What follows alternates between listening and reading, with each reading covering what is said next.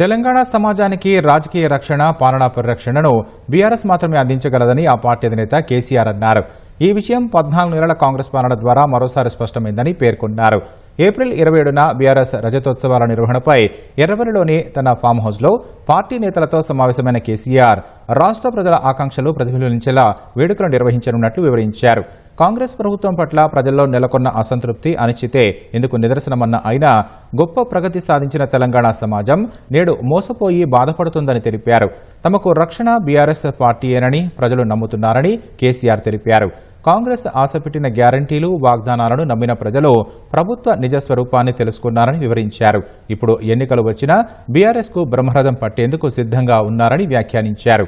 BRS ప్రాతినిధ్యం లోక్సభలో లేక తెలంగాణ హక్కులకు భంగం వాటిల్లుతోందన్న కేసీఆర్ ప్రజా ప్రయోజనాలను దెబ్బతీస్తున్న రాష్ట్ర, కేంద్ర ప్రభుత్వాల వైఖరిని తిప్పికొట్టాలని సూచించారు. వరంగల్ బహిరంగ సభ అనంతరం బీఆర్ఎస్ను సంస్థాగతంగా పటిష్టం చేస్తామని తెలిపారు.